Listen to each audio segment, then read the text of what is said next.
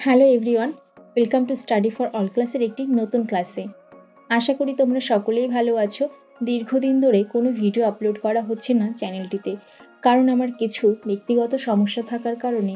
আজকে আমরা যে বিষয়টি নিয়ে আলোচনা করব সেটি হচ্ছে মোবাইল ফোন ব্যবহারের সুফল ও কুফল, অর্থাৎ কি মোবাইল ফোনে ব্যবহারের ফলে ভালো দিক কী এবং তার মন্দ দিক কী, সেই বিষয়টিই আজকে আমরা আলোচনা করব।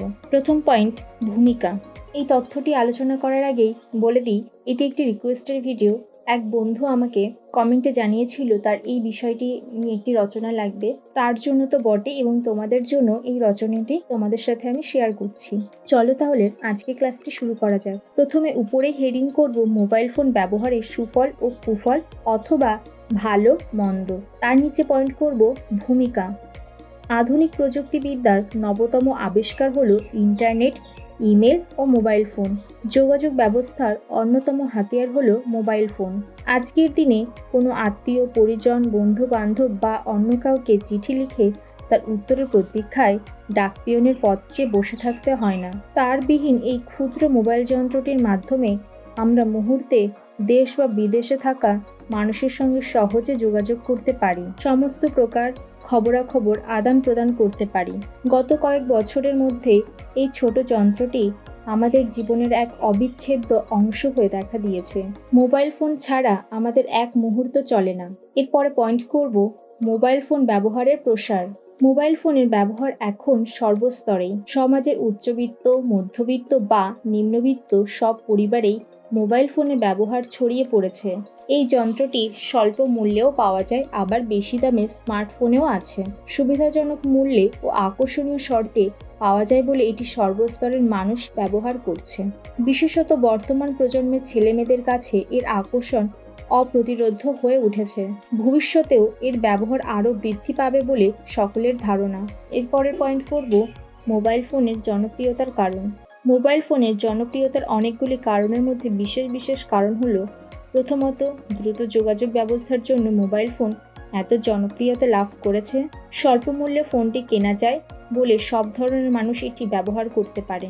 দ্বিতীয়ত, মোবাইল ফোন সঙ্গে নিয়ে সর্বত্র যাওয়া যায় এবং সব জায়গায় এটি ব্যবহার করা যায় অতি সহজে। তৃতীয়ত, কম খরচে SMS এর মাধ্যমে গ্রাহক যে কোনো সংবাদ আত্মীয় পরিজন, বন্ধু বান্ধব বা অন্য কোনো জায়গায় পৌঁছে দিতে পারে। চতুর্থত, ল্যান্ডলাইন ফোনে মাঝে মাঝে প্রচুর টাকার বিল আসে। মোবাইল ফোনের ক্ষেত্রে এরকম ঘটনা ঘটে না। পুলিশের যে কোনো তদন্তের কাজে মোবাইল ফোন একটা বড় হাতিয়ার রূপে কাজ করে। অপরাধীদের ব্যবহার করা মোবাইল ফোনের কল লিস্ট চেক করে অন্যান্য সন্দেহভাজন ব্যক্তির নাম খুঁজে পাওয়া যায়। যে কোনো অপরাধমূলক তদন্তের কাজে মোবাইল ফোন এখন একটা অপরিহার্য বস্তু। এছাড়া বর্তমানে স্মার্টফোন বা অ্যান্ড্রয়েড ফোনে বিভিন্ন বিষয়ের খোঁজখবর, FM রেডিও, ক্যামেরা প্রভৃতি বিভিন্ন বিষয় মোবাইল ফোন থেকে পাওয়া যায়। মোবাইল ফোন শুধু প্রয়োজন মেটায় না, চিত্ত বিনোদনের একটা মাধ্যম হয়ে উঠেছে। হোয়াটসঅ্যাপের মাধ্যমে খুব কম সময়ে ছবি বা কোনো ঘটনা অফিসে, আদালতে, সার্কুলার, মেমো প্রভৃতি খুব কম সময় পৌঁছে দেওয়া যায়। আজকের দিনে এই ব্যবস্থাটি খুবই কার্যকরী ও জনপ্রিয়তা লাভ করেছে। পরের পয়েন্ট কি, মোবাইল ফোন ব্যবহারের ক্ষতিকর প্রভাব। মোবাইল ফোনের ব্যবহার সভ্য জীবনের একটা অপরিহার্য ব্যবস্থা হয়ে উঠলেও এর ক্ষতির দিকও রয়েছে। মোবাইল ফোনে বেশি কথা বলা বা ব্যবহার করা ঠিক নয়। বর্তমানে 8 থেকে 80 বছরের সবাই মোবাইল ফোনে আসক্ত হয়ে পড়েছে। এই বিষয়ে আমাদের সচেতন হতে হবে।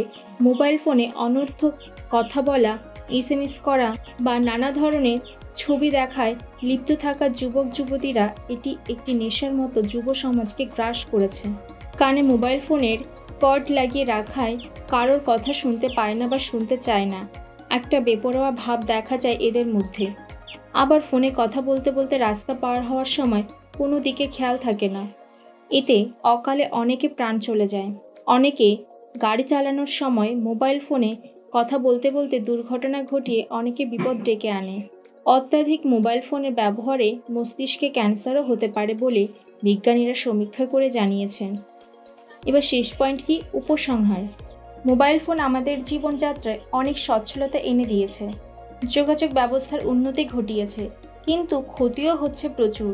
মোবাইল ফোনের ব্যবহারে কিশোর কিশোরীরা এতটাই মগ্ন হয়ে পড়েছে যে তারা পারিপার্শ্বিকের দিকে তাকাচ্ছে না, এমনকি পরিবারের বাবার আর্থিক অবস্থার কথাও ভাবছে না। তাদের চাহিদা পূরণের জন্য বাবা মার উপর চাপ সৃষ্টি করে পরিবারে অশান্তি বাড়াচ্ছে। নতুন প্রজন্মের ছেলেমেয়েরা হবে ভবিষ্যতে দেশের কর্ণধার। তারা যদি এইভাবে গা বাঁচিয়ে চলে তাহলে দেশটা গড়বে কারা? আমাদের মনে রাখতে হবে, ভারতের বেশিরভাগ মানুষ দরিদ্র, অশিক্ষিত। সর্বাগ্রে এদের উন্নতির কথা চিন্তা করতে হবে। বৈজ্ঞানিক তথ্য ও প্রযুক্তির সাহায্যে দেশের জনসাধারণের মুখে হাসি ফোটানোই আমাদের জীবনের লক্ষ্য হওয়া উচিত। অন্ধভাবে মোবাইল ফোন নিয়ে বিলাসিতায় মগ্ন হয়ে থাকা নয়। বন্ধুরা, আজকের ভিডিওটি এই পর্যন্তই থাকলো। তোমাদের যদি ভিডিওটি ভালো লেগে থাকে তাহলে অবশ্যই একটা লাইক করে দিও, আর চ্যানেলের নতুন দর্শক বন্ধু হয়ে থাকলে চ্যানেলটিকে অবশ্যই সাবস্ক্রাইব করে রেখে পাশে আসা বেল আইকনটি প্রেস করে রেখো। দেখা হচ্ছে পরবর্তী ভিডিওতে।